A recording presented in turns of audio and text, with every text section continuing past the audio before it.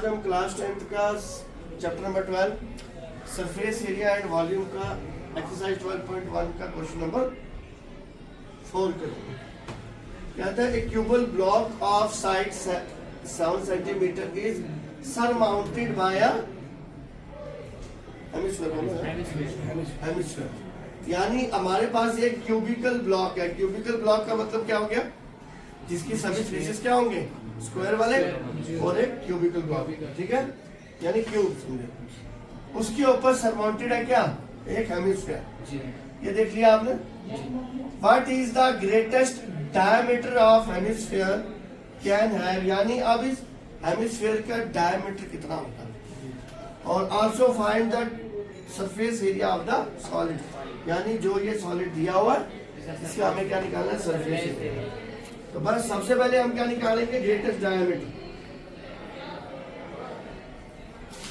Greatest diameter of hemisphere. तो जैसे कि आपने देखा क्यूब की साइड कितनी दी हुई है? 7 सेंटीमीटर। अब जो ये सरमाउंटेड हेमिस्फीयर है ये इनके एजिस को टच कर रहा है जी, यानी इसका डायमीटर भी कितना होगा? 7 सेंटीमीटर। जितना साइड आपके पास होगी किसकी? क्यूब। तो यहाँ से निकल गई ना। अब आ जाते हैं हम, वही चीजें दोहरानी है आपको। क्या तो याद हुआ? Step 1 cube, step 2 hemisphere, step 3 base of hemisphere. इनसे पहले हम क्या करेंगे? हमें क्या निकालना है? टोटल ना जी। स्टेप 1 में शॉर्ट फॉर्म में लिखूंगा total surface area of solid, यानी जो क्वेश्चन क्या दिया है सबसे पहले? Surface area of cube plus बोलो surface area of hemisphere minus base area of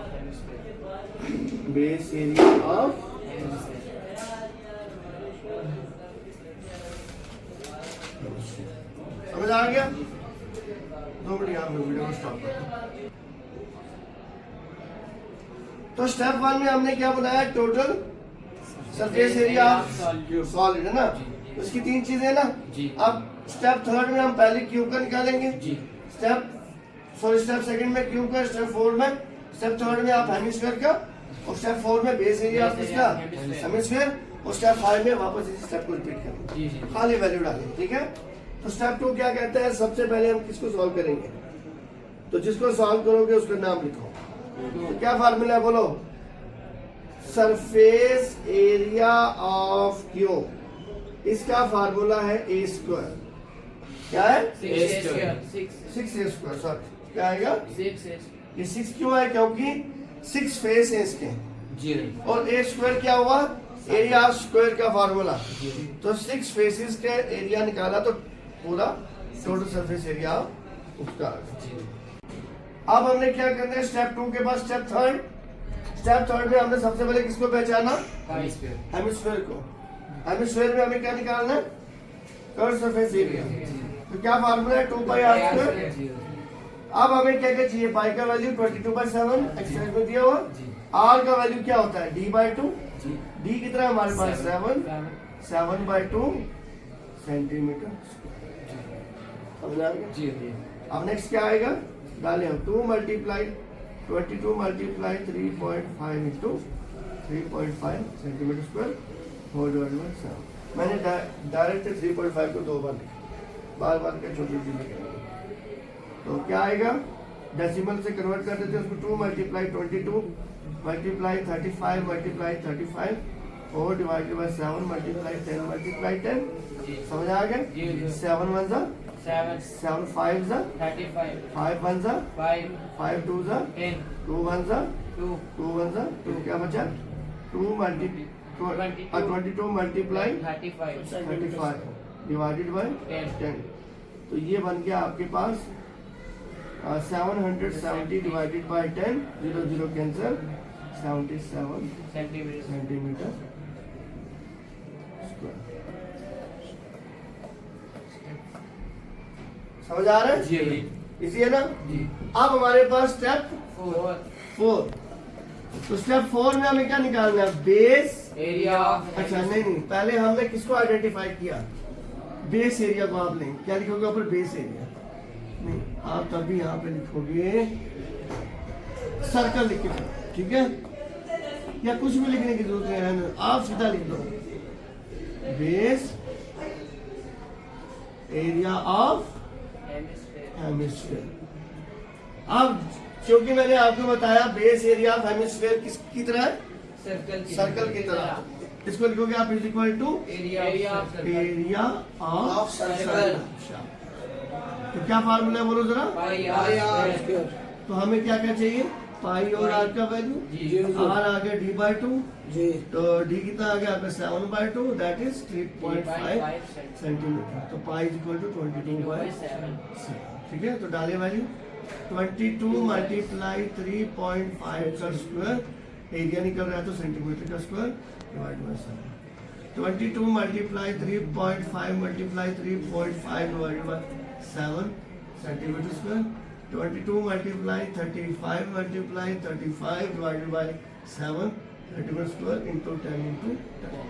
7 1s are 7, 7 5s are 35, 5 1s are 5, 5 2s are 10, 2 1s are 2, 2 11s are 22.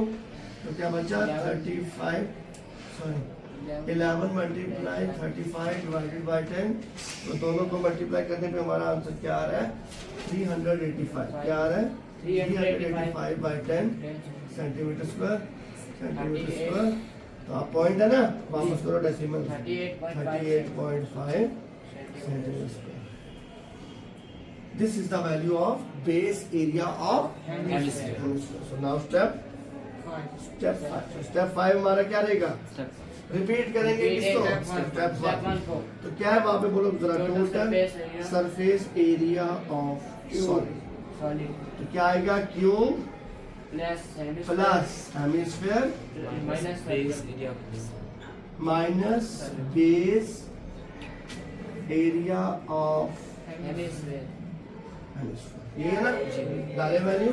चले cube का वैल्यू 294 प्लस क्या आएगा? 77 प्लस माइनस 38.5 सेंटीमीटर स्क्वायर। इधर को add कर देते।